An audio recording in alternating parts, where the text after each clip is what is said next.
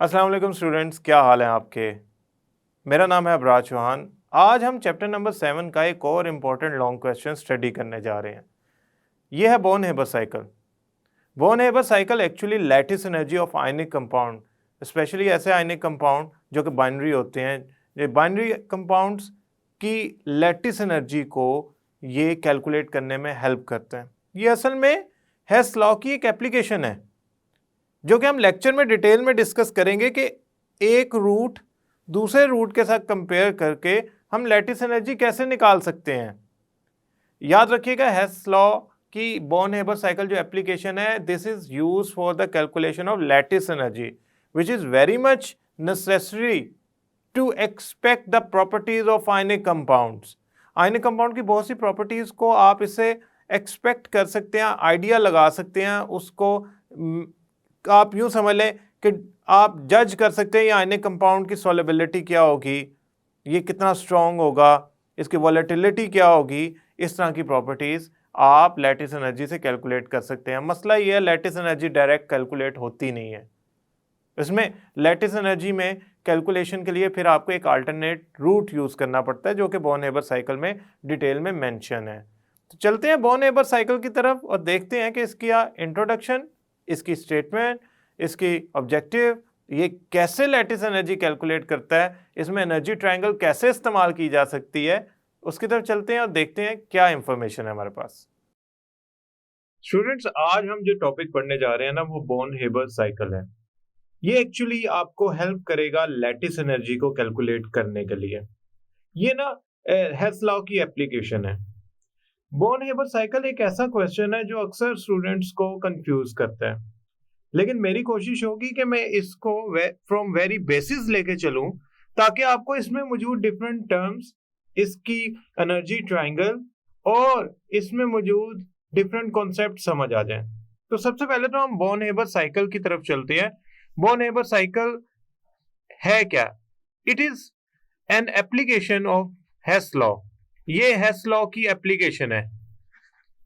आपको याद होगा कि इससे पहले जो हमने लेक्चर में हेस लॉ पढ़ा था, उसके अंदर हमने ये बताया था कि अगर एक केमिकल रिएक्शन से ए जो है वो डी प्रोडक्ट बनाता है, अगर ए डी से डी में कन्वर्ट होता है थ्रू रूट 1, और ए अगर कोई अल्टरनेट रूट यूज कर ले या कोई और रूट यूज करे कि वो पहले ए सी में कन्वर्ट हो देन सी डी में कन्वर्ट हो, यानी कि चाहे तो वो पाथ 1 यूज करे या वो पाथ 2 यूज करता हुआ डी में कन्वर्ट हो, तो जो overall enthalpy change of P1 होगी वही overall enthalpy change of P2 होगी। यानी कि the energy change of a chemical reaction is independent of the path.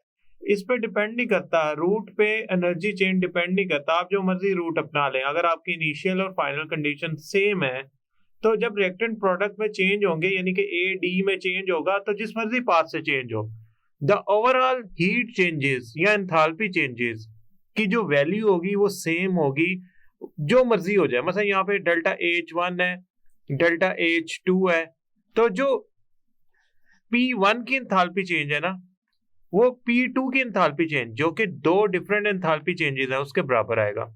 This was Hess law. हम इस बेसिस को यूज करते हुए इस एप्लीकेशन को डिफाइन करेंगे कि हम इससे करने क्या जा रहे हैं। हम इस बेसिस को यूज करते हुए हम एक एनर्जी ट्रायंगल बनाएंगे जिसके अंदर हम लैटिस एनर्जी को कैलकुलेट करेंगे। स्टूडेंट्स, ये ना actually Max Born German scientist थे और Fritz Haber, they developed this cycle in 1919। इस साइकिल का काम क्या है, means what is the importance of this cycle? It actually helps you to calculate lattice energy. अब लैटिस एनर्जी इस cycle के जरिए ही क्यों कैलकुलेट की जाती है? आखिर ऐसी क्या रीजन है? Actually lattice energy directly calculate नहीं हो सकती, ये इनडायरेक्ट कैलकुलेट होती है। तो जब ये इनडायरेक्ट कैलकुलेट होगी तो आपको हेस लॉ यूज करना पड़ेगा। वो बॉर्न हेबर साइकिल में हम डिटेल से पढ़ेंगे कि कैसे लैटिस एनर्जी कैलकुलेट होती है। ये lattice energy binary ionic compounds की होती है। बाइनरी आयनिक कंपाउंड से मतलब मेरा फॉर एग्जांपल सोडियम क्लोराइड हो सकता है, जिसमें सोडियम मेटल का आयन नॉन मेटल या हेलोजन के नेगेटिव आयंस के साथ मिलकर एक क्रिस्टल लैटिस बनाता है, स्ट्रक्चर बनाता है। और उस स्ट्रक्चर को बनाने के दौरान जो एनर्जी रिलीज होती है एक मोल स्ट्रक्चर को बनाने के दौरान, वो लैटिस एनर्जी कहलाती है। फॉर एग्जांपल, ये जो मैंने डायग्राम बनाई हुई है, this is a lattice, a structure in which ions are arranged in 3 dimension, यानी कि 3D के तौर पे एक्स वाई जेड तीनों एक्सिस के अंदर आयंस अरेंज हुए हैं और एक प्रॉपर स्ट्रक्चर बना रहे हैं लैटिस। आयनिक कंपाउंड ना लैटिस की फॉर्म में एक प्रॉपर स्ट्रक्चर क्रिस्टल की फॉर्म में एग्जिस्ट करते हैं, जिसमें वो प्रॉपरली आयंस अरेंज हुए होते हैं। क्योंकि ये ऑपोजिटली चार्ज्ड आयंस हैं, लिहाजा ऐसा नहीं है कि मैं सोडियम आयन के साथ सोडियम आयन अरेंज कर दूं, they will repel each other. होता यूं है कि जब वो आयनिक कंपाउंड बनाते हैं तो they arrange themselves in a proper manner which is actually a structure and it would be called lattice. तो सबसे पहले हम ये जो हमारी इंपॉर्टेंट डेफिनेशन है इसको समझते हैं, उसके बाद हम बॉर्न हेबर साइकिल की तरफ चलते हैं कि कैसे बॉर्न हेबर साइकिल जो है वो कैलकुलेट कर सकता है लैटिस एनर्जी को। सबसे पहली बात ये है कि लैटिस एनर्जी होती क्या है। लैटिस एनर्जी को सबसे पहले हम पढ़ते हैं। Lattice energy, it is an amount of energy, it is an amount of energy released, ये वो एनर्जी होती है जो रिलीज्ड होती है, जो निकलती है कब, when 1 mole of ionic compound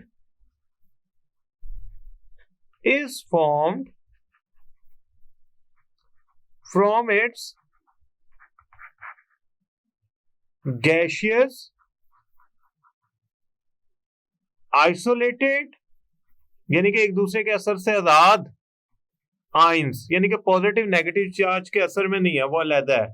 तो जब वो नेगेटिव चार्ज के साथ मिलेगा और एक मोल आयनिक कंपाउंड बनाएगा तो जो एनर्जी रिलीज होगी that would be a lattice energy. इसको थोड़ा सा हम एग्जांपल से समझते हैं।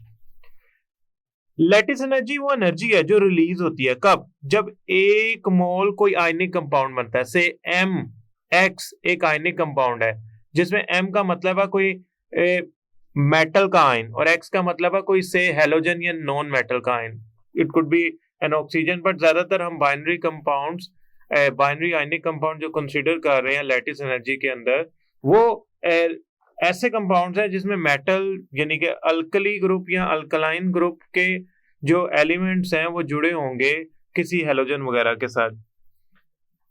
ये MX एक आयनिक कंपाउंड अगर बने एक मोल किससे, अपने आयन से जो गैसियस स्टेट में है, यानी कि 1 मोल मेटल का पॉजिटिव आयन गैसियस स्टेट से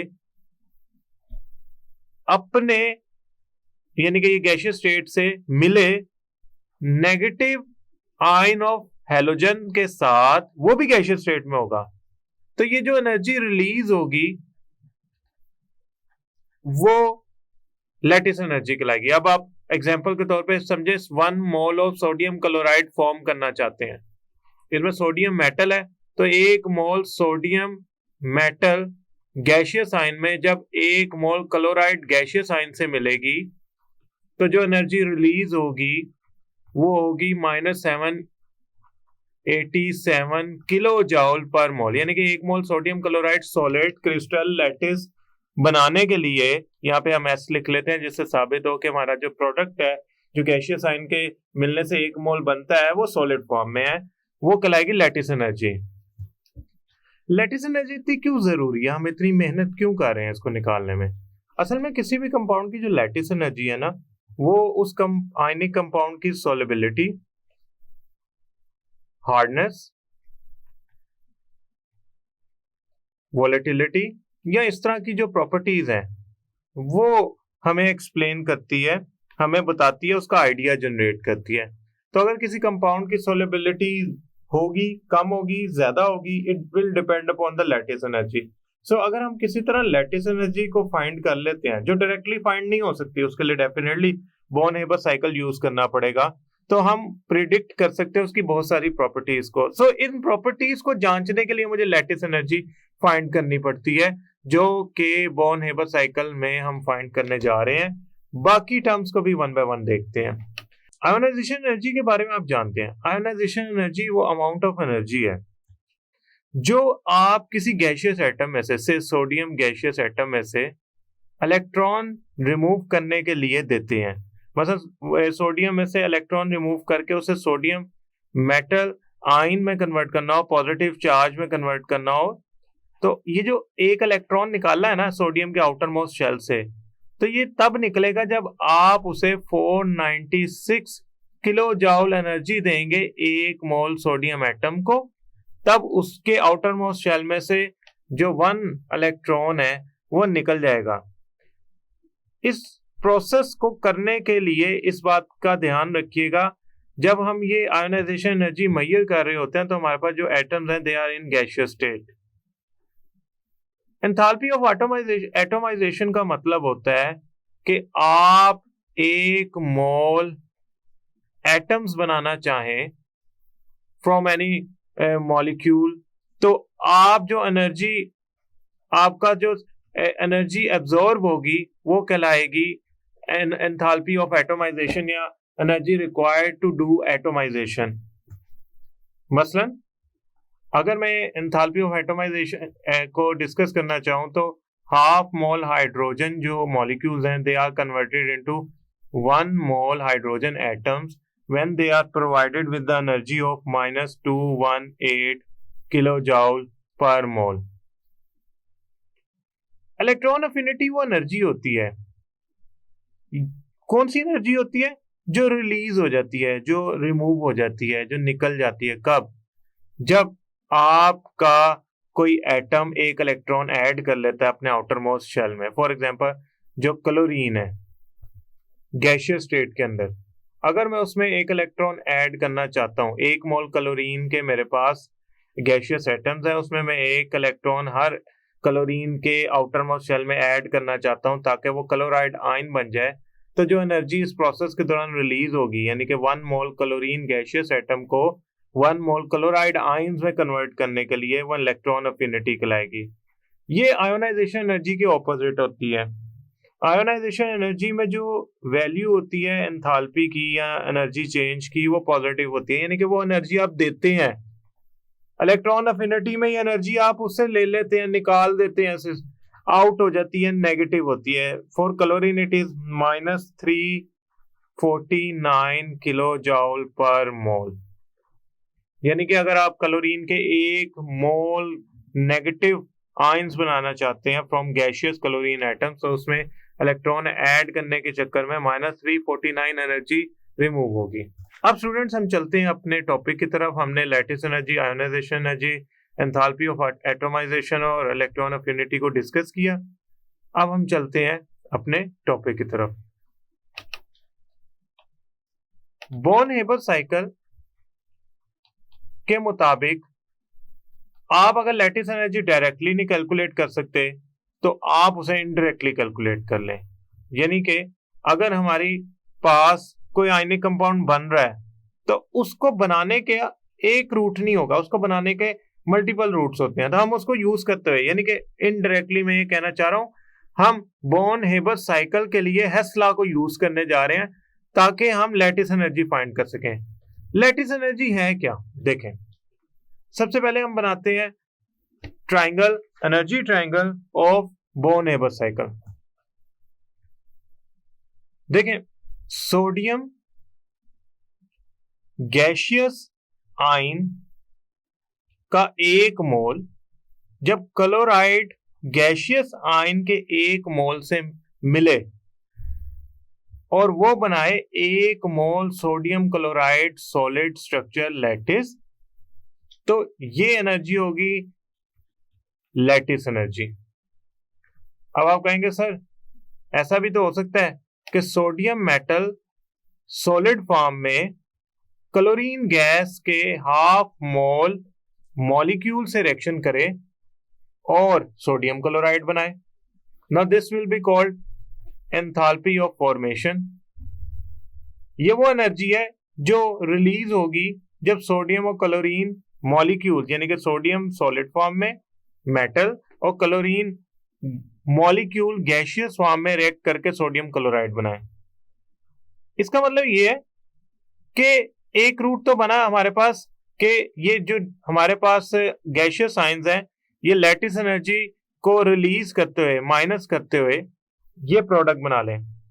अब दूसरा रूट क्या है कि सोडियम सॉलिड फॉर्म में पहले कन्वर्ट हो सोडियम आयन गैसियस स्टेट के अंदर, और क्लोरीन मॉलिक्यूल के आधे मोल पहले कन्वर्ट हो क्लोराइड आयन गैसियस स्टेट के अंदर और फिर सोडियम क्लोराइड बनाए। यानी कि हमारे पास एक रूट बन रहा है, यहां से रिएक्शन स्टार्ट हो, पहले यहां तक जाए और फिर यहां से सोडियम क्लोराइड सॉलिड बने। ये आपके पास फॉर एग्जांपल रूट है 1 और एक रूट आपके पास ये बन रहा है कि सोडियम क्लोराइड डायरेक्टली रिएक्ट करके सोडियम और क्लोरीन गैस मॉलिक्यूल्स आपस में रिएक्ट करके डायरेक्ट सोडियम क्लोराइड सॉलिड बना ले। ये बन रहा है रूट नंबर 2। स्टूडेंट थोड़ा सा इसको फर्दर लिखें। अगर सोडियम सॉलिड से सोडियम गैसियस आयन में कन्वर्ट होने के लिए एनर्जी एंथैल्पी चेंज है डेल्टा H,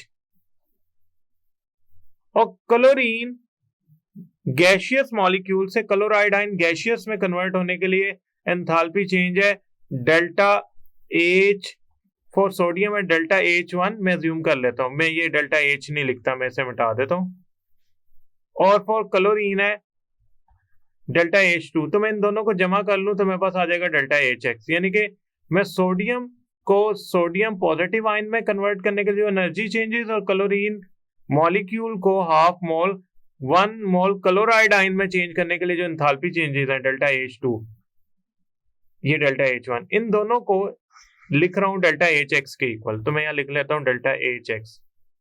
ये वो एनर्जी चेंजेस हैं जब आपका सोडियम मेटल और क्लोरीन गैस मॉलिक्यूल कन्वर्ट होते हैं गैसियस आयंस के अंदर।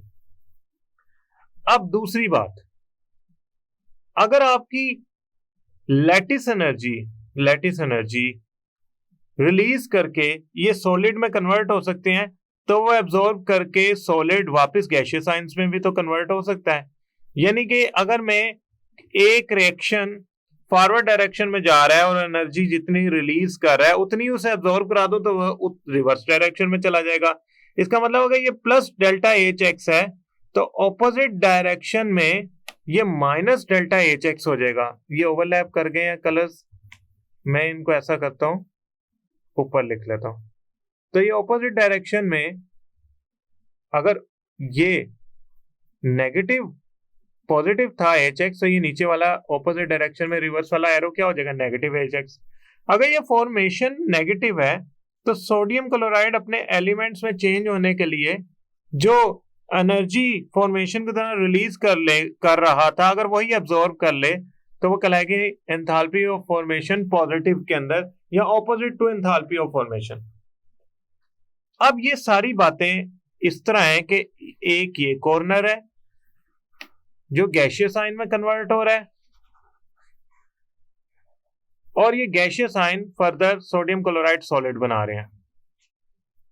एक हमारे पास पाथ 1 है जिसमें पहले gaseous ion then sodium chloride solid बनता है। अब ये देखें तो ट्रायंगल के 3 कोने बन गए 1 2 3, यानी कि हमने एनर्जी ट्रायंगल में एक कॉन्सेप्ट समझ लिया कि किस तरह गैसियस सॉलिड सोडियम और गैसियस क्लोरीन मॉलिक्यूल कन्वर्ट होते हैं सोडियम क्लोराइड सॉलिड के अंदर। अब हमने ना असल में फाइंड करनी है लैटिस एनर्जी। तो इसका मतलब है किसी तरह हमें एंथैल्पी ऑफ फॉर्मेशन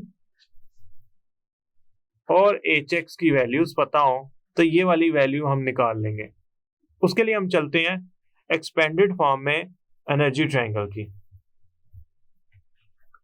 देखिए होता क्या है, होता यूं है कि सोडियम सॉलिड फॉर्म में half mole chlorine molecule gaseous form के साथ रिएक्ट करता है और फॉर्म करता है सोडियम क्लोराइड सॉलिड।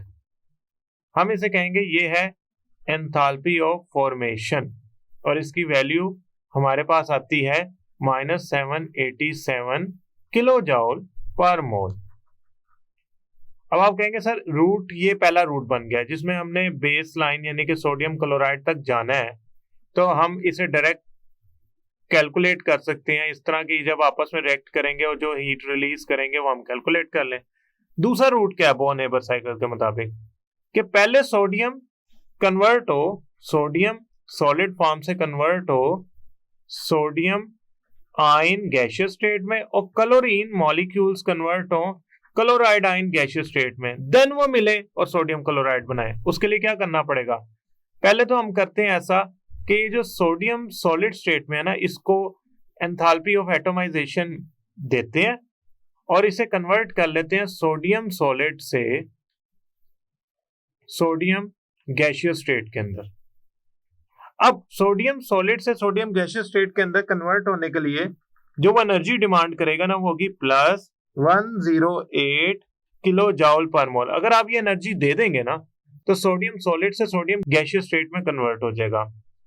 अब इसे कहेंगे enthalpy of atomisation for sodium. अब आप कहेंगे सर गैसियस स्टेट में आ गया, अब इसे आयन में भी कन्वर्ट करते हैं, तो सोडियम को आप, सोडियम ये जो गैसियस आयन बना है आपका एटमाइजेशन के नतीजे में, आप इसको फर्दर एनर्जी दें तो ये सोडियम आयन में चेंज हो जाएगा गैसियस स्टेट के अंदर रहते हुए। हम इसे कहेंगे असल में हमने इसे आयोनाइज कर दिया, यानी कि हमने इसको सोडियम को आयोनाइजेशन एनर्जी प्रोवाइड की, तो उसने अपने आउटर मोस्ट शेल से एक इलेक्ट्रॉन रिमूव कर दिया, कितनी, प्लस 496 किलो जूल पर मोल। अब स्टूडेंट ये एरो ऊपर जाने का मतलब है सिस्टम की एनर्जी बढ़ रही है, ऊपर जाने का मतलब है सिस्टम की एनर्जी इंक्रीज कर रही है।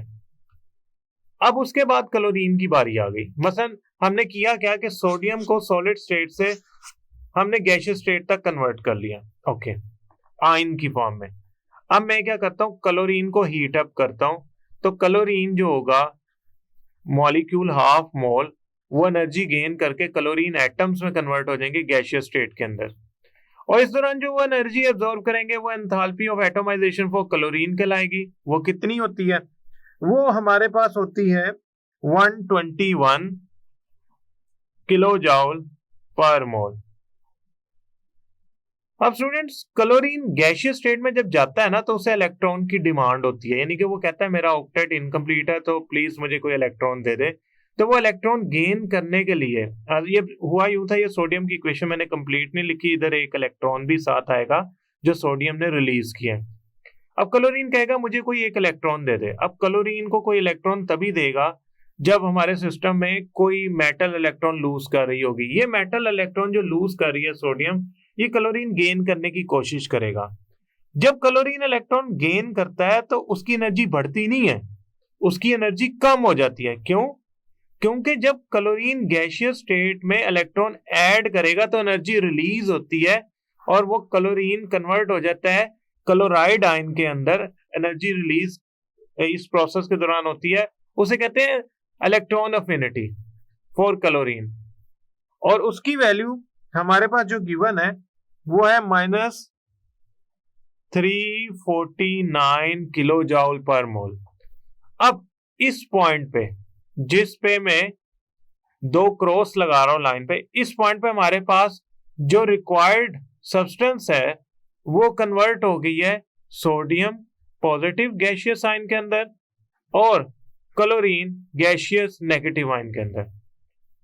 अब ये आपस में जैसे ही एक दूसरे के साथ मिलेंगे, ये अब रुकेंगे नहीं, ये क्या करेंगे, एक दूसरे के साथ मिलके जो प्रोडक्ट बनाएंगे वो होगी सोडियम क्लोराइड सॉलिड, यानी कि वो बेस लाइन जो हमारी सोडियम क्लोराइड सॉलिड थी वहां तक आ गए। अब स्टूडेंट याद करें, गैसियस आयन के साथ गैसियस आयन का मिलना और 1 mole sodium chloride ion sodium chloride ionic product बनाना क्या कहलाता था? वो कहलाता था लैटिस एनर्जी। तो वो क्या करेंगे, लैटिस एनर्जी रिलीज करेंगे और अल्टीमेटली सोडियम क्लोराइड सॉलिड तक पहुंच जाएंगे। अब इसमें हुआ क्या है, इस पूरे प्रोसेस में हुआ क्या, जरा वो देखते हैं। सोडियम सॉलिड से पहले एटोमाइज हुआ सोडियम गैसियस स्टेट के अंदर, इसे कहेंगे enthalpy of atomization for sodium, और फिर उसने आयोनाइजेशन एनर्जी एब्जॉर्ब की और सोडियम आयन और एक इलेक्ट्रॉन लूज कर गया। अब ये गैसियस स्टेट में कन्वर्ट हो गया, यानी कि अल्टीमेटली हमारा जो सोडियम था सॉलिड फॉर्म में वो कन्वर्ट हो गया सोडियम गैसियस आइसोलेटेड आयन के अंदर। दूसरे वाले क्लोरीन के साथ क्या हुआ, हाफ मोल क्लोरीन मॉलिक्यूल्स को जब मैंने उसकी एनर्जी इंक्रीज की तो उसने एंथैल्पी ऑफ एटोमाइजेशन गेन करके 1 मोल क्लोरीन गैसियस एटम्स बना लिए। वो 1 मोल क्लोरीन गैसियस एटम्स जो हैं उन्होंने इलेक्ट्रॉन अफिनिटी लूज करके क्लोराइड आयन बना लिया, यानी कि क्या किया, इलेक्ट्रॉन गेन कर लिया। अब आप कहेंगे सर ये जो नीचे वाली इक्वेशन है ना, इसमें हमारी डिमांड यही थी कि किसी तरह क्लोरीन जो है वो कन्वर्ट हो जाए क्लोराइड गैसियस स्टेट के अंदर, वो हो गया। अब ये दोनों मिलते हैं, यानी कि ये और ये मिलकर बनाते हैं सोडियम क्लोराइड सॉलिड फॉर्म में, और जो एनर्जी रिलीज करते हैं वो कौन सी होती है, लैटिस एनर्जी। इसका मतलब ये हो गया कि हमारे पास 2 रूट्स आ गए। एक तो रूट ये है कि सोडियम क्लोराइड, ऐसा करते हैं ब्लैक कलर यूज कर लेते हैं, सोडियम क्लोराइड, और इसकी थिकनेस इंप्रूव कर लेते हैं।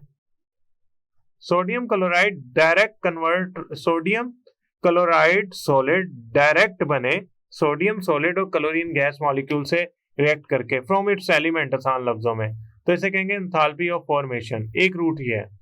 एक रूट ये है कि पहले आपके जो सोडियम सॉलिड और क्लोरीन गैस के मॉलिक्यूल्स हैं ये एटोमाइज हो दोनों, फिर आयोनाइज हो दोनों, और जब ये सोडियम गैसियस और क्लोराइड गैसियस आयन बना लें तो वो क्या करें, वो लैटिस एनर्जी रिलीज करते हुए अगेन सोडियम क्लोराइड सॉलिड बना लें। तो अब आप देखें कि एक रूट हमारे पास ये वाला बना है, इसे कह लें रूट 1, और एक रूट हमारे पास ये शुरू हो रहा है और ये यहां से होता हुआ यहां तक जा रहा है, इसे कहेंगे रूट 2। अब हेस लॉ के मुताबिक स्टूडेंट्स क्या था, हेस लॉ के मुताबिक मैं इसे जरा साइज में डिक्रीज कर लेता हूं। हेस लॉ के मुताबिक जो रूट 1 की ओवरऑल एंथैल्पी चेंज थी वो इक्वल होनी चाहिए रूट 2 के। अब रूट 1 में क्या हो रहा है, सिर्फ और सिर्फ फॉर्मेशन हो रही है। किसकी फॉर्मेशन हो रही है, आपके आयनिक कंपाउंड की, बाइनरी आयनिक कंपाउंड की, और उसकी वैल्यू क्या है, उसकी जो वैल्यू हमारे पास आ रही है वो है डेल्टा एच एफ। और R2 के अंदर क्या वैल्यूज हैं, R2 के अंदर सबसे पहले तो हमारा सोडियम एटोमाइज हुआ, ये देखें सोडियम यहां तक गया इस पॉइंट तक, तो वो पहले एटोमाइज हुआ। तो sodium enthalpy of atomization for sodium, sodium पहले एटोमाइज हुआ, फिर सोडियम ने आयोनाइजेशन एनर्जी गेन करके खुद को आयोनाइज किया, और साथ क्लोरीन एटम्स मॉलिक्यूल्स ने एनर्जी गेन करके खुद को 1 मोल गैसियस एटम्स बनाए, यानी कि एटोमाइज हुआ। फिर उसने इलेक्ट्रॉन अफिनिटी रिलीज करके, यानी कि ये जो एनर्जी चेंज है ये ऊपर की तरफ नहीं जाएगा, ये नीचे की तरफ आएगा क्योंकि ये नेगेटिव एनर्जी चेंज है। तो इलेक्ट्रॉन अफिनिटी रिलीज करके क्लोराइड आयंस बन गए। अब साथ प्लस उन्होंने लैटिस एनर्जी की चेंज जो है ना,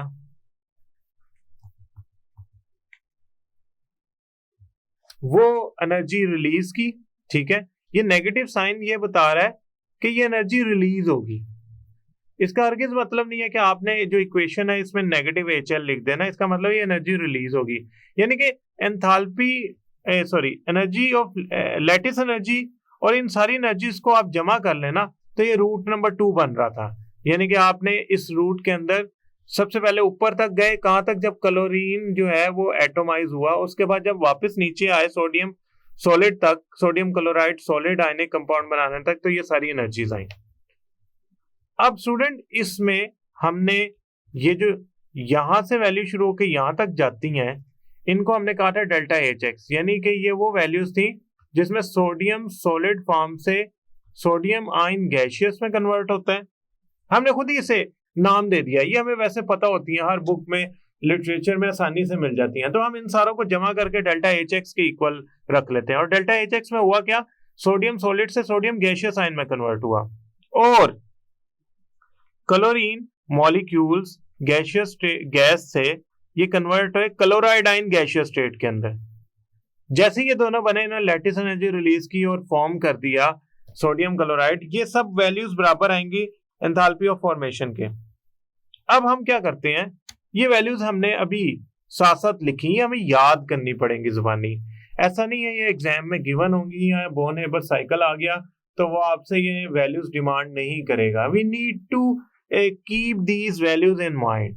स्टूडेंट्स, अब जो हमारे पास वैल्यूज थी ना R1 R2 के रूट्स के अंदर जो हमारे पास वैल्यूज हैं, उसमें एंथैल्पी ऑफ फॉर्मेशन की जो वैल्यू हमारे पास मौजूद थी वो थी -411। ये वो एनर्जी थी जो रिलीज होगी जब आपका 1 मोल सोडियम क्लोराइड फॉर्म होगा from its element. Atomisation for sodium की वैल्यू थी 108 और आयोनाइजेशन एनर्जी ऑफ सोडियम थी 496। क्लोरीन के एटोमाइजेशन की वैल्यू थी 121 और इलेक्ट्रॉन अफिनिटी की वैल्यू थी -349 plus delta HL which is actually unknown. इसी के लिए तो सारा बोन हेबर साइकिल ड्रा किया हमने। तो ये सारी वैल्यूज आप दूसरी तरफ ले जाएं, -411 -108, ये उधर जाके दूसरी इक्वेशन की तरफ -496 -121 प्लस 349, ये इक्वल आ गई डेल्टा HL के। और डेल्टा HL की जो वैल्यू आई वो आई -787 यूनिट्स होंगे किलो जॉल पर मोल, यानी कि 1 मोल गैसियस आयन मिलके सोडियम के और 1 मोल क्लोराइड आयन मिलकर जब 1 mole sodium chloride solid lattice बनाते हैं, वो इतनी एनर्जी लैटिस एनर्जी रिलीज करेंगे। सो समहाउ ये लैटिस एनर्जी हमने फाइंड कर ली जो हमें आयनिक कंपाउंड के structure, bonding, solubility, hardness, volatility, इस तरह की बहुत सारी प्रॉपर्टीज को बताती है, जो बहुत ज्यादा इंपॉर्टेंट है। स्टूडेंट्स, मैंने इस प्रोसेस को करने के लिए काफी दफा इसको रिवाइज करवाया और ये 2 एनर्जी ट्रायंगल्स, एक एक्सपेंडेड फॉर्म है, एक सिंपल फॉर्म में मैंने बनाई है। ये दोनों एनर्जी ट्रायंगल्स हैं, आपने इनके नीचे सिर्फ एनर्जी ट्रायंगल की हेडिंग देना है, you not need to mention it कि ये मैंने एक्सपेंड किए हैं कि these are both energy triangles as written in book. उसके अलावा जो ये इलेक्ट्रॉन अफिनिटी, आयोनाइजेशन एनर्जी या लैटिस एनर्जी की वैल्यूज हैं, इनको याद रखना है और इनको एक्सप्लेन करने की जरूरत नहीं है, क्योंकि हमारा जो टॉपिक था वो बोन हेबर साइकिल था। चूंकि मैंने समझाना था, लिहाजा मेरे लिए बहुत जरूरी था कि मैं आपको ये बातें रिवाइज करा दूं। Examiner is looking for 2 things. First, he want to know कि बोन हेबर साइकिल के बारे में आप इंट्रोडक्टरी पैराग्राफ में क्या लिखते हैं, कि ये किस लिए इस्तेमाल होता है और ये किस चीज की एप्लीकेशन है। सेकंड, बोन हेबर साइकिल में ये 2 एनर्जी ट्रायंगल्स जो हैं, ये you need to make it with a very beautiful drawing, ताकि आपके एग्जामिनर जो समझ जाए कि ना सिर्फ आपको डायग्राम की हर चीज का पता है बल्कि बनानी भी आती है। अब उसके बाद ये सारे कॉन्सेप्ट मेंशन करके इनकी वैल्यूज याद करें, लगाएं और एंथैल्पी चेंज या लैटिस एनर्जी जो है इसको कैलकुलेट करें, और लैटिस एनर्जी जो है वो आपको बताएगी आयनिक कंपाउंड की इंपॉर्टेंट प्रॉपर्टीज को। स्टूडेंट, अब हम जो एमसीक्यूज करने जा रहे हैं उससे बोन हेबर साइकिल के कुछ कॉन्सेप्ट्स आपके क्लियर होंगे। पहली बात है, जो बहुत इंपॉर्टेंट एमसीक्यू है, ये एक इंतहाई इंपॉर्टेंट एमसीक्यू है कि लैटिस एनर्जी की जो वैल्यू बोन हेबर साइकिल से हमने फाइंड की थी वो फॉर सोडियम क्लोराइड क्या थी, वो थी -787। ये एक एमसीक्यू है, इम्पोर्टेंट है, लिहाजा मैंने इसको सबसे पहले कराया। याद रखिएगा, फॉर सोडियम क्लोराइड अगर ये है ना, तो ज़रूरी नहीं कि बाकियों के लिए भी यही वैल्यू हो। फॉर एग्जांपल, अगर मैं मैग्नीशियम ऑक्साइड या पोटाशियम क्लोराइड की निकालूंगा तो that would be a different value somehow. Second MCQ, the sign of enthalpy change of electron affinity for chlorine shows the process. आपको याद होगा कि हमने क्या किया था, सोडियम मेटल को हीट करके एटोमाइज़ किया था। एटोमाइज़ करने के बाद हमने एंथैल्पी ऑफ एटोमाइजेशन, उसके बाद हमने क्या किया था, उसको आयोनाइज़ किया था, तो वो एंथैल्पी ऑफ आयोनाइजेशन कहलाएगी, आयोनाइजेशन एनर्जी कहलाएगी। उसके बाद हमने क्लोरीन को एटोमाइज़ किया था, क्लोरीन गैस को एटोमाइज़ किया। लेकिन जब हम क्लोरीन को इलेक्ट्रॉन ऐड करवाते हैं क्लोरीन में, तो एनर्जी ज़्यादा होने की बजाय कम हो जाती है, यानी कि एनर्जी रिलीज हो जाती है। तो enthalpy change for electron affinity actually shows a negative sign rather than a positive sign, यानी कि enthalpy change for electron affinity show कर रही है कि एनर्जी रिलीज हुई है।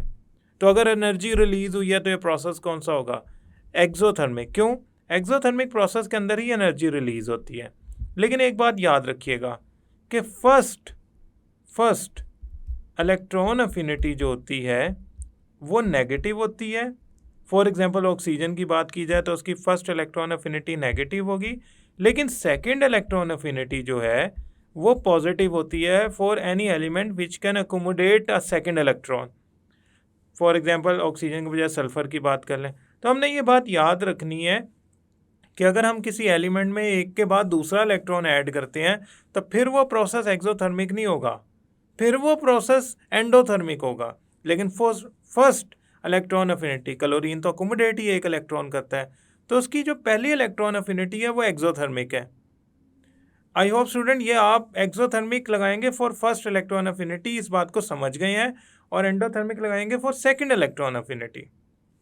Third point, the Born Haber cycle is application of Hess law. ये तो मैंने आपको लेक्चर के स्टार्ट में बता दिया था कि ये हेस लॉ की एक मॉडिफाइड फॉर्म है, उसकी एक एप्लीकेशन है। क्योंकि हम हेस लॉ ही यूज़ करते हैं, क्लोज्ड सर्किट बनाते हैं, या क्लोज्ड आप यूँ समझ लें एनर्जी की वैल्यूज़ लेते हैं। इस तरह एक क्लोज्ड सर्किट की फॉर्म है जिसमें रिएक्शन की एनर्जी चेंजेस फाइंड करते हैं। पहले तो हम उसकी एंथैल्पी ऑफ फॉर्मेशन फाइंड करते हैं, फिर हम उसके पहले आयंस फॉर्म करते हैं, गैसियस आयन, और फिर लैटिस एनर्जी वो आयंस रिलीज़ करते हुए प्रोडक्ट बनाते हैं, आयनिक कंपाउंड बनाते हैं। तो टेक्निकली हम हेस लॉ को यूज़ कर रहे हैं क्योंकि हम दो साइकिल्स को इक्वलाइज करके, इक्वल करके कैलकुलेट करते हैं, किसको, लैटिस एनर्जी को, किसके ज़रिए, बॉर्न-हेबर साइकिल के ज़रिए। तो हमारा Born Haber cycle is actually Hess law application है। आई होप स्टूडेंट ये 3 MCQs की वजह से आपका काफ़ी हद तक कॉन्सेप्ट क्लियर हो गया होगा। इन 3 MCQs के अंदर आपने जो सेकंड MCQ है उसका आंसर याद रखना है, क्योंकि ये कंफ्यूजिंग बात है कि क्लोरीन के लिए तो नेगेटिव है, लेकिन अगर यूँ लिखा आ जाए कि ऑक्सीजन के लिए सेकंड इलेक्ट्रॉन अफिनिटी क्या होगा, तो आप वहाँ पे पॉजिटिव यानी कि एंडोथर्मिक कहेंगे। याद रखिएगा, बॉर्न-हेबर साइकिल बहुत इंपॉर्टेंट लॉन्ग क्वेश्चन है। लैटिस एनर्जी की डेफिनेशन याद रखिएगा, आयोनाइजेशन एनर्जी की डेफिनेशन, इलेक्ट्रॉन अफिनिटी की डेफिनेशन, एंथैल्पी ऑफ एटोमाइजेशन की डेफिनेशन और वैल्यूज़, इन सब की आपको याद होनी चाहिए। मैंने सारी वैल्यूज़ यूज़ की, लैटिस एनर्जी निकाली, आप भी इन सारी वैल्यूज़ को यूज़ करें और लैटिस एनर्जी कैलकुलेट करें। आई होप ये लेक्चर आपको समझ आया होगा। बॉर्न-हेबर साइकिल याद रखिएगा, एक ऐसा हेस लॉ की एप्लीकेशन है जो लैटिस एनर्जी कैलकुलेट करवाती है बाइनरी आयनिक कंपाउंड की। नेक्स्ट लेक्चर तक के लिए अल्लाह हाफिज़।